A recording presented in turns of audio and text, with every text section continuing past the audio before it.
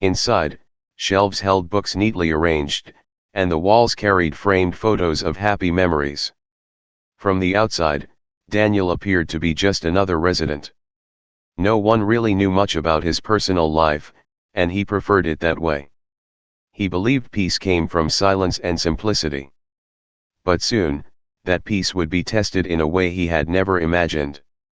In Greenfield, there was a homeowners association, commonly called the HOA. It was supposed to keep the neighborhood clean and organized. The lawns were trimmed, fences painted, and rules followed. At the head of this association stood Mr. Collins, the HOA president. Mr. Collins was a man who liked control. He wore sharp suits even when walking around the neighborhood. His voice carried authority, and he enjoyed reminding others of the rules.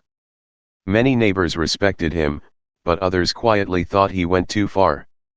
Daniel had never had any direct conflict with the HOA before. He paid his fees on time, kept his yard neat, and followed the basic rules. Yet, for reasons Daniel could not understand at first, Mr. Collins began to notice his house more often. One afternoon, Daniel received a letter in his mailbox.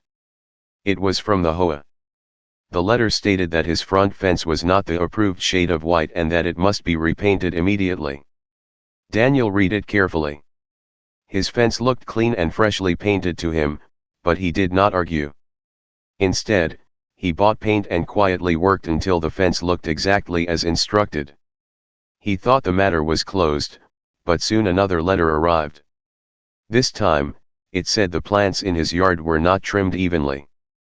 Daniel sighed but again complied. He trimmed the plants neatly, though in his heart, he wondered why only his house was being targeted when many others seemed far less perfect. Weeks passed, and the letters kept coming. One letter complained about the shade of curtains in his living room window. Another spoke of the length of the grass in his backyard, which no one could even see from the street. It was as if someone wanted to find fault with him, no matter how small. Neighbors began whispering. Some approached Daniel gently, saying, "We don't understand why the HOA keeps bothering you. Your home looks fine to us." Daniel would smile and thank them, but inside, a quiet storm was building. He kept all the letters, neatly filed in a folder. He did not shout or fight. He did not raise his voice in the meetings he rarely attended. Instead, he observed and listened. There was something deeper at play, and he wanted to understand it before he acted. Mr. Collins, however, seemed to grow more determined. His eyes often lingered on Daniel's home as if it was a personal challenge. Some neighbors noticed his unusual focus, but no one dared question him directly. After all, he was the president, and many feared the trouble that could come with standing against him. Daniel carried himself calmly, but at night, as he sat by the window with a cup of tea, he thought about how unfair it all felt. He had worked his whole life with honesty, and his home was his place of rest. To see it constantly under attack made him wonder what Mr. Collins truly wanted. One Saturday morning, as Daniel watered his flowers, Mr. Collins stopped by the sidewalk. He adjusted his tie and spoke in a firm voice. "Your mailbox," he said, "does not meet the new HOA standards. You will need to replace it within 10 days. Daniel looked at the mailbox. It was sturdy, freshly painted, and perfectly functional. But instead of arguing, he simply nodded. "I will look into it." Mr. Collins gave a satisfied smile and walked away. But Daniel, standing quietly in his yard, felt something stir inside him. Enough was enough. He realized now that these demands were not about paint, fences, or mailboxes. They were about power. Someone was trying to push him, perhaps even out of his own home. And though he had stayed quiet until now, Daniel knew silence would not protect him forever. That evening, as he sat in his study, he opened the folder that held all the letters. He spread them across his desk and began reading each one carefully. His eyes were sharp, and his hands steady as he made notes in a separate notebook. He was no ordinary man, and though no one in Greenfield knew it yet, he had the ability and knowledge to stand against this unfairness. For now, he kept his secret safe. But deep inside, he knew that the day was coming when the truth would no longer stay hidden. And when that day arrived, Mr. Collins would finally learn who Daniel really was. Painted twice. Still, the HOA was not satisfied. The neighbors saw the notice too. Mrs. Turner, who lived across the street, walked over. She was an elderly woman with kind eyes. "Daniel," she said softly, "this isn't right. Your home looks better than half the houses here. Why are they after you?" Daniel gave her a gentle smile. "Sometimes people see what they want to see. Don't worry, Mrs. Turner. I'll handle it." But when he went inside, his calm face faded. He placed the notice on his desk with the growing pile of letters. Something had changed in the tone of this message. It was no longer about small rules. It sounded like a threat. At the next HOA meeting, Daniel decided to attend. The meeting was held in the community hall, where folding chairs formed a circle. Residents gathered, chatting in low voices. At the front sat Mr. Collins, polished as always, with a folder of papers neatly stacked in front of him. Daniel took a seat quietly in the back. He listened as Collins spoke about lawn heights, parking spaces, and other rules. The neighbors nodded, some agreeing, some sighing in silence. Then Collins' eyes found Daniel. "Next," he said, raising a sheet of paper, "we must discuss the repeated violations of Mr. Daniel's property." The room fell quiet. All eyes turned to him. Collins continued, "Despite multiple notices, his home continues to fall short of HOA standards. This includes non-uniform plants, improper mailbox design, and paint inconsistencies. The HOA has a duty to protect the beauty of this community. If compliance is not achieved, further action will be taken."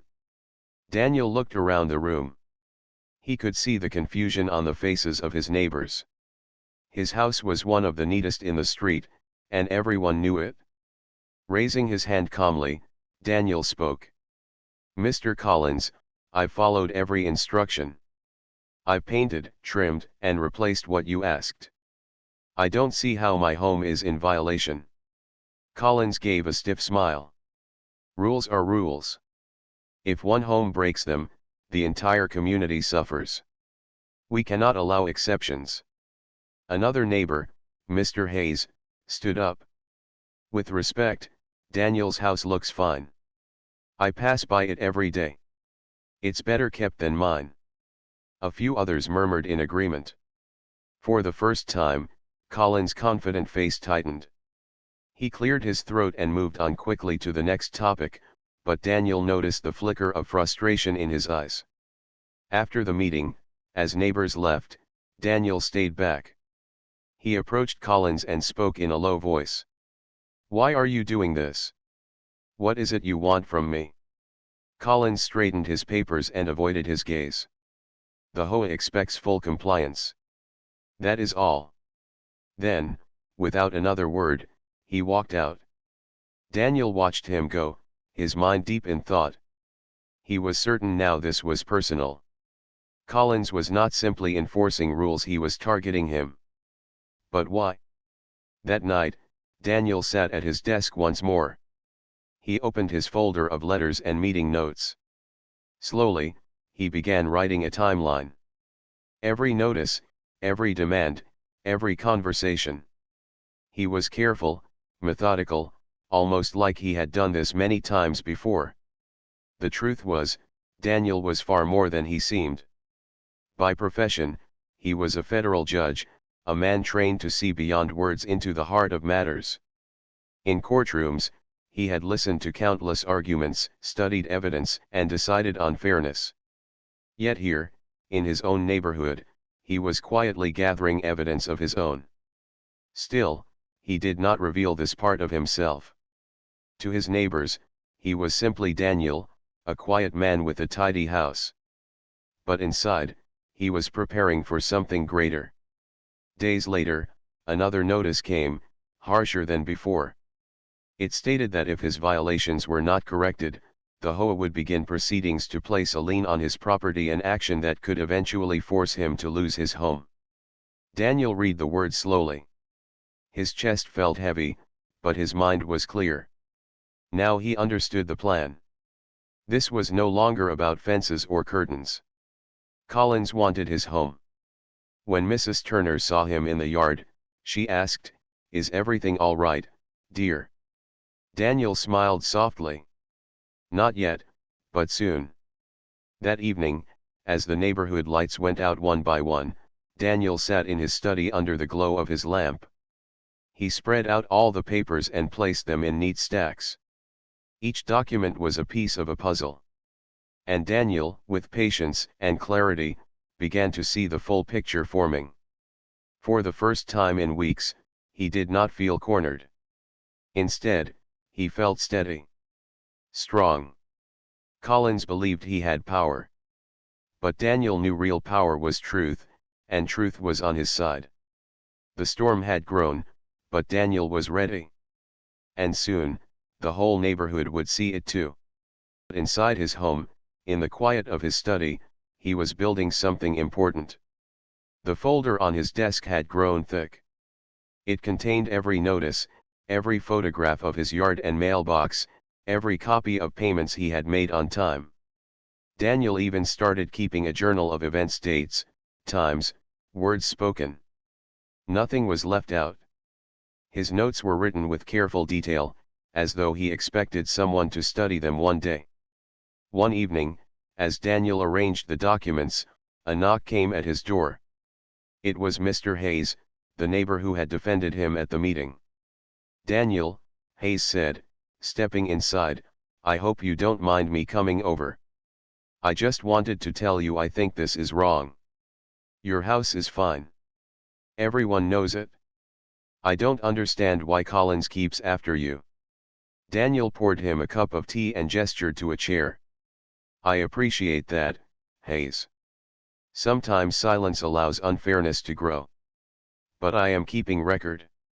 One day, it will make sense." Hayes nodded, though he looked puzzled. "Do you think Collins has something against you personally?" Daniel did not answer right away. He stared at the steam rising from his cup. "I think he wants control. And maybe he thinks I am easy to push. But he is mistaken." The conversation ended there, but Hayes left with a thoughtful look. The next morning, Daniel noticed Collins walking slowly past his house again, clipboard in hand. He stopped in front of the garden, scribbled something, and shook his head.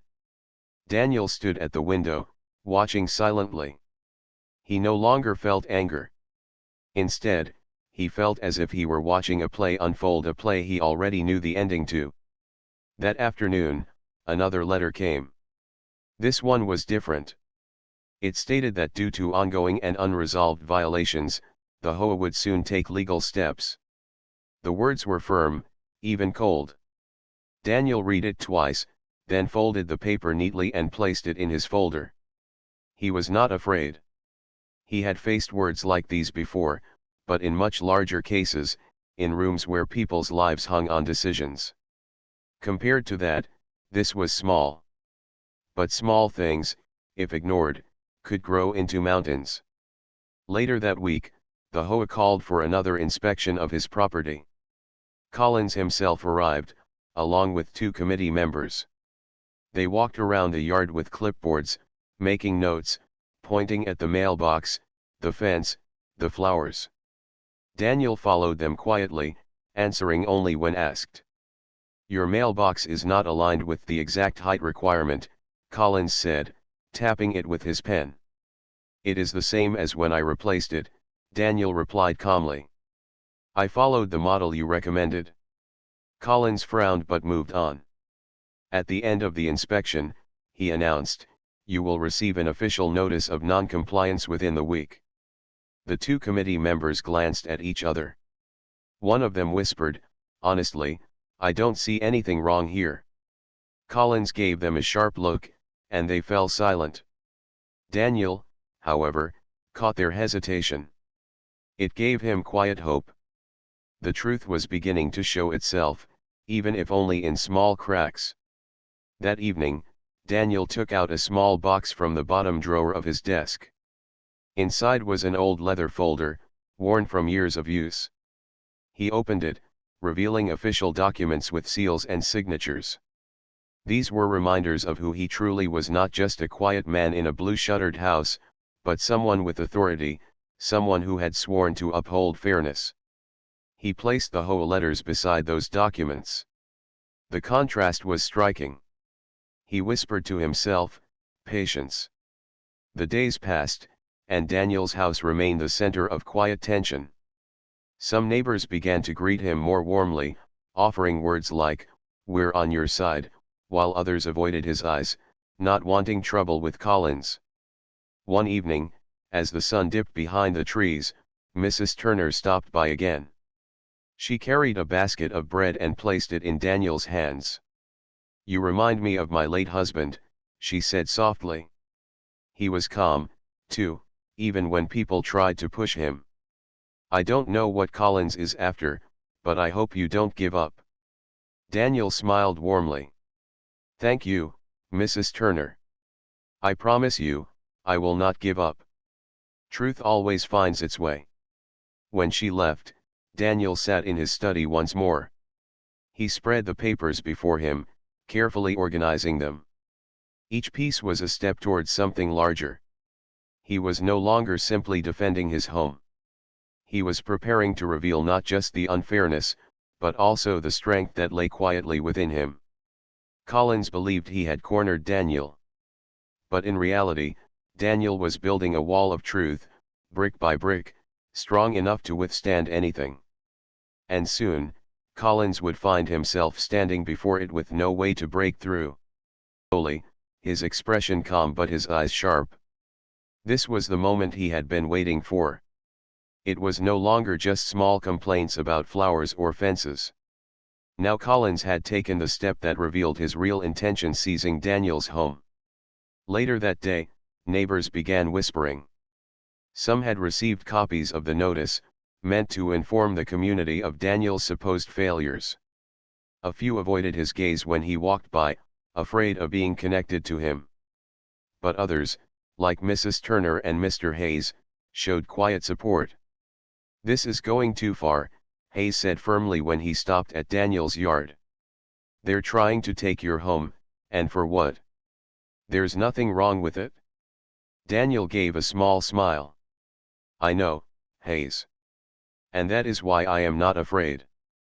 That evening, the community hall filled with people for a special HOA meeting. The atmosphere was heavy, with residents sitting stiffly in their chairs, waiting for what Collins had to announce. At the front of the room, Collins stood tall, his voice carrying a rehearsed authority. "Members of Greenfield," he began, "it is our duty to maintain the quality of this community. Sadly, one homeowner continues to disregard our standards. Despite countless notices, there has been no full compliance. The HOA has decided to move forward with legal steps against Mr. Daniel." Murmurs spread across the room. Some gasped, others shook their heads. Daniel sat quietly near the back, his hands folded neatly on his lap. One resident raised a hand. "But his house looks fine. Are we sure this is necessary?" Collins adjusted his tie and replied quickly, "The rules must be applied equally. If we let one person break them, the whole neighborhood suffers." Daniel finally stood up. His voice was calm, but it carried across the room with surprising weight. "I have followed every instruction you gave me, Mr. Collins. I repainted, replaced, and trimmed. What more is left?" Collins looked directly at him, his eyes sharp. "Your home still fails to meet our standards. If you disagree, you may challenge the decision in the proper process. But the HOA has spoken." The words "the HOA has spoken" echoed in the hall, heavy and final. Daniel studied Collins for a moment, then simply nodded and sat back down. He did not argue further, though whispers continued around him. Many neighbors could not understand why the HOA was being so harsh when Daniel's home was clearly well kept. When the meeting ended, Collins walked out quickly, his face proud, as though he had won something. But Daniel stayed behind for a while. He looked at the empty chairs and the folded papers on the table. His calm expression hid something deeper resolve. Walking home that evening, Daniel felt the cool night breeze. The stars above reminded him of the many long nights he had spent in courtrooms, making decisions that carried weight for entire families. Compared to that, this was small. Yet it mattered deeply because it was not just about a house. It was about fairness, dignity, and truth. Back at home, Daniel opened his folder once again. He carefully placed the new notice on top of the pile. The evidence was strong now: letters, inspections, photographs, meeting notes, and now even a public declaration that threatened his home. For a moment, Daniel leaned back in his chair and closed his eyes. He could almost hear the voices of people he had once judged in court, people begging for fairness, for someone to see the truth. Now, he understood how they must have felt, standing against a system that seemed too powerful. But Daniel was not powerless. He was simply waiting for the right moment. The next morning, Mrs. Turner came by again, her face filled with worry. "Daniel, I heard about the meeting. They can't really take your home, can they?" Daniel smiled gently. "Don't worry, Mrs. Turner. Sometimes people think they have power when they do not. The truth has a way of showing itself, even when hidden." She looked at him closely, as if sensing something she could not fully understand. Then she nodded slowly and walked back across the street. Meanwhile, Collins seemed more confident than ever. He walked the streets with his clipboard, speaking loudly about standards and order. To him, Daniel was just one man standing against the system, and in his mind, the system always won. But Collins did not know the full story. He did not know who Daniel truly was, or the depth of preparation being quietly built inside that modest white home with blue shutters. The stage was being set. Collins believed he had control, but Daniel knew the tide was about to turn. The evidence was ready. The truth was steady. And soon, the moment would come when silence would end, and revelation would begin. One afternoon, as Daniel trimmed his roses, Mr. Hayes stopped by again. "Daniel," he said firmly, "I think you should fight this. Collins is going too far. If they put a lien on your house, it could be serious." Daniel looked up, his hands still steady on the shears. "I am fighting, Hayes. Just not in the way Collins expects. Sometimes, silence is the strongest shield. And sometimes, patience is the sharpest tool." Hayes frowned, not fully understanding. But he respected Daniel too much to argue. Later that week, Daniel received another envelope, this one thicker than usual. It contained copies of violations, complete with photographs taken from odd angles, close shots of the fence, a corner of the mailbox, even the shadow of a tree falling across his lawn. To anyone with a clear eye, the photos showed nothing wrong. But to Collins, they were proof. Daniel studied the photographs carefully. Then he placed them into his growing file and smiled faintly. Every new piece only made his case stronger. The next HOA meeting arrived quickly. The hall was fuller than before. News of the possible lien had spread, and curiosity drew more neighbors to see what would happen. Daniel arrived quietly, taking his usual place near the back.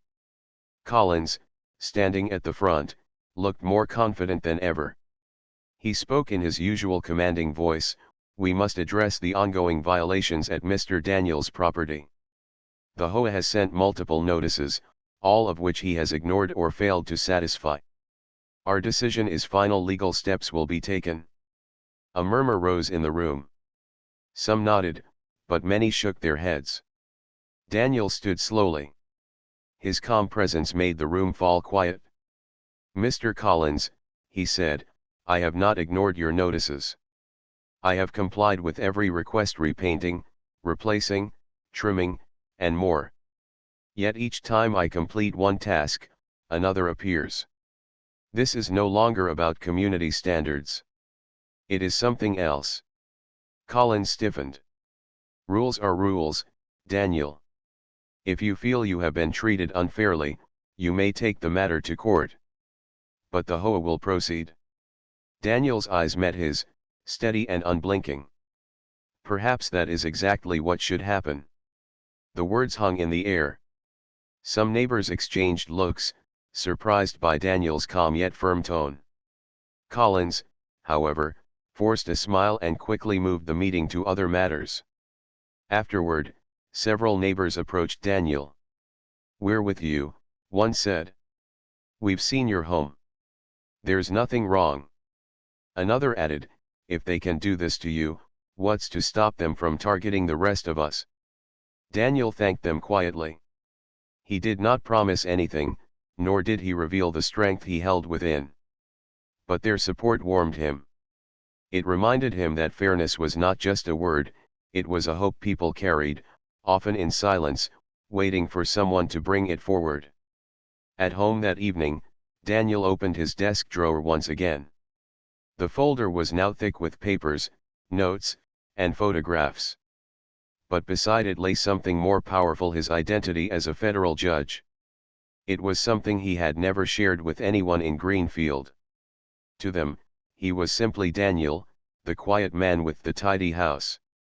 He touched the leather cover of his official documents, feeling the weight of responsibility they carried. For years, he had lived in fairness, making decisions that shaped lives.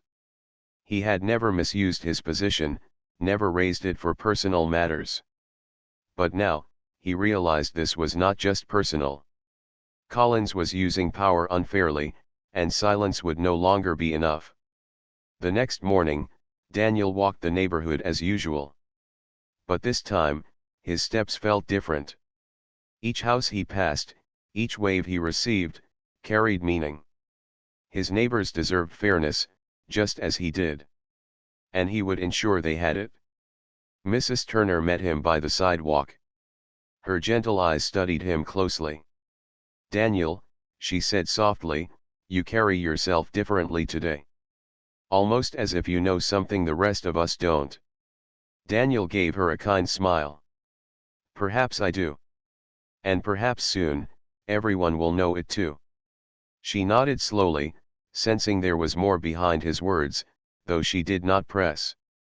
As the days passed, Collins grew bolder. He spoke loudly to residents about order and discipline. He carried himself as though the matter was already won. But Daniel watched quietly, knowing the truth. One evening, Collins appeared at Daniel's door once more. He handed him a final letter and said, "This is the last step before we move forward. You can avoid it if you sign over control of the repairs to the HOA." Daniel took the letter calmly, meeting his eyes with quiet strength. "Thank you, Mr. Collins. I will consider it." Collins smirked and walked away, certain of his victory.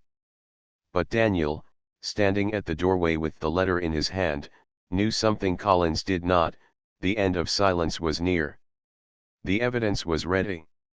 The truth was prepared. And soon, Collins would face not just a homeowner, but the one person he had never expected: someone who had spent his life defending fairness in the highest courts. Daniel closed his door and whispered to himself, "It's time." Inside it was everything: the letters, photographs, inspection notes, and even copies of his payments. Each piece was evidence, neatly arranged. That evening, the HOA called for one more special meeting. The community hall filled again, even more crowded than before. People wanted to see the outcome. Whispers floated in the air, some worried, some curious. At the front of the room sat Collins, his tie perfectly straight, his papers stacked in front of him. He looked proud, certain of his victory. "Ladies and gentlemen," he began, "we are here to confirm the HOA's final decision regarding Mr. Daniel's property. He has failed to comply with standards despite repeated warnings. The HOA has voted to move forward with legal steps, including a lien on the property. Gasps spread through the room. Some shook their heads, others frowned. Daniel remained seated, his leather case resting on his lap. His calm expression never changed. Collins continued, "This is what keeps our community strong. Rules must be respected, no matter who the person is. If we allow one exception, the entire neighborhood suffers." Finally, Daniel stood. The room grew quiet. His voice was gentle but firm. "Mr. Collins, neighbors, I have listened patiently. I have followed every instruction: painting, trimming, replacing, correcting. Each time, a new violation appeared, no matter how small or false. This is not about standards. This is about power." Collins frowned, his voice sharp. "That is enough, Daniel. The HOA has spoken. If you disagree, you may take it up in court." Daniel placed the leather case on the table in front of him. He slowly opened it and pulled out the thick folder. Papers rustled as he spread them neatly across the table for everyone to see. "These," Daniel said calmly, "are every notice I have received. Every photograph of my home. Every record of payments made on time. Every inspection note. Together, they show something very clear: not that I failed to follow the rules, but that I was targeted again and again without reason." Collins shifted in his chair. "You can't prove," but Daniel raised a hand, stopping him. His eyes, usually gentle, now carried a quiet authority that silenced the room. "I can prove it. Because I have spent my entire career studying evidence, hearing arguments, and deciding on fairness. What none of you know is that I am not only a homeowner here. I am also a federal judge." The room froze. Gasps filled the air. Some neighbors stared wide-eyed, while others whispered in shock. Mrs. Turner covered her mouth, whispering, "A judge." Collins' confident face turned pale. His hands, which had been resting firmly on his papers, now trembled slightly. Daniel's voice remained calm. "For years, I have worked in courtrooms where truth and fairness matter more than anything. I have never once used my position for personal matters. But now, when my own home and dignity are under attack, I cannot remain silent.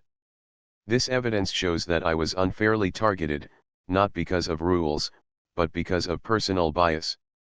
That is not community leadership. That is misuse of power." The neighbors erupted into murmurs. Some nodded, some clapped softly. The air in the hall felt different now, lighter, braver. People were no longer afraid to see the truth.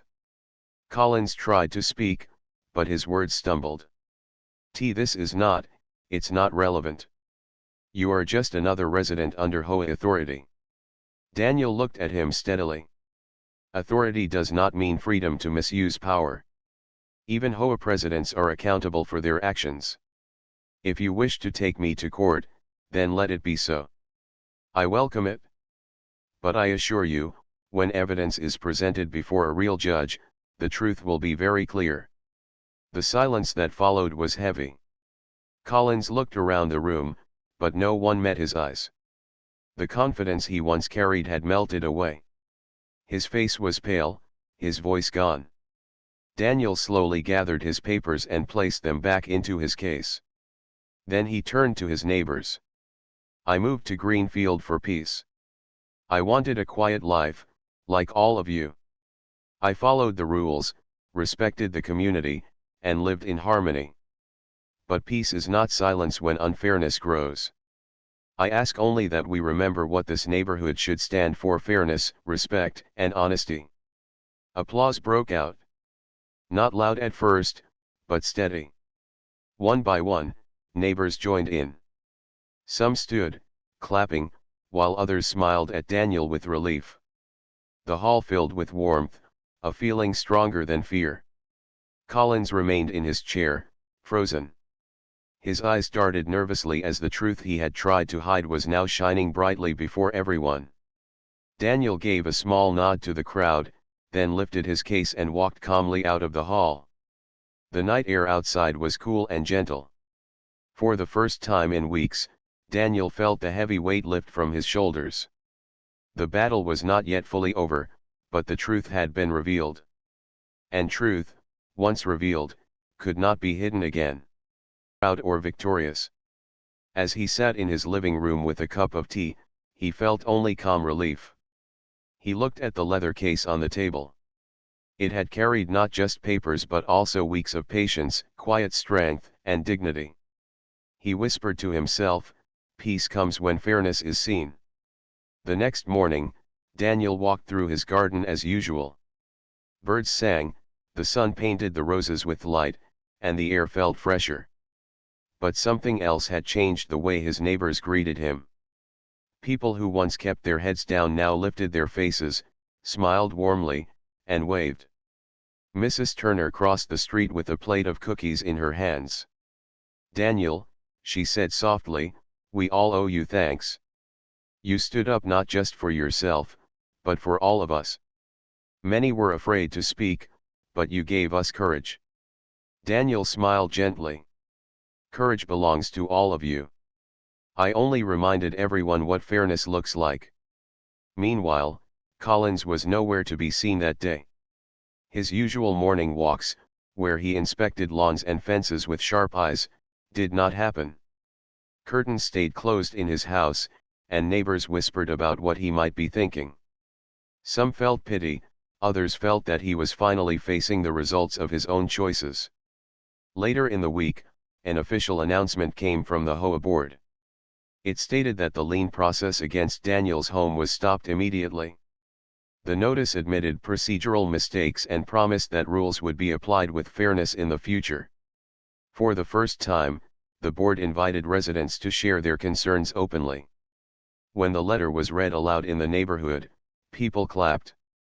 Some said it was the beginning of a new green field, one where voices were heard, and respect was given. At the next community gathering, the atmosphere was different. The hall no longer felt heavy with fear. People laughed, children played in the corner, and neighbors spoke more freely. Daniel arrived quietly and sat at the back, as he always did. But this time, many came to him, offering handshakes and kind words. "Thank you," one man said. "Because of you, I feel like this is truly our community again." Daniel nodded, his smile calm. He did not seek praise. All he ever wanted was harmony. When Collins finally entered the hall, the room grew silent for a moment. His shoulders were lower, his steps slower. He looked around at the neighbors who once feared him. Now, their eyes met his with honesty, not fear. Collins cleared his throat. His voice was softer than before. "I may have gone too far," he admitted. "Perhaps I forgot that leadership is not about control but about service. I will step back from my position as HOA president. Someone else may lead better." A murmur spread through the crowd. Some were surprised, others relieved. Daniel simply listened. He knew that this was not easy for Collins, but it was the right step. When the meeting ended, Collins walked slowly past Daniel. For a moment, their eyes met. Collins looked away quickly, but not before whispering, "You taught me a lesson." Daniel gave a small nod, nothing more. He believed that lessons, once learned, could lead even the hardest hearts toward change.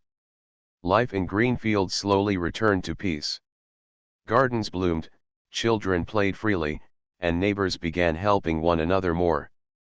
Small acts of kindness spread. One person offered tools, another baked bread, another watered flowers for a traveling friend. It was as if the truth Daniel had revealed had watered seeds of unity in the soil of the community. As for Daniel, he continued his quiet routine. He tended his roses, read books in the evening, and walked through the streets with gentle steps. His neighbors no longer saw him as just the quiet man with the neat garden. They saw him as a protector of fairness, someone who reminded them of the values they wanted to live by. One evening, as the sun painted the sky with shades of orange and pink, Daniel stood at his garden gate. Children's laughter echoed in the distance, and the sound of a guitar came from a neighbor's porch. The air was filled with peace. Daniel smiled, his heart steady. This, he thought, is what home should feel like. And with that thought, he closed the gate gently, knowing that the storm had passed and a brighter season had begun not only for him, but for all of Greenfield.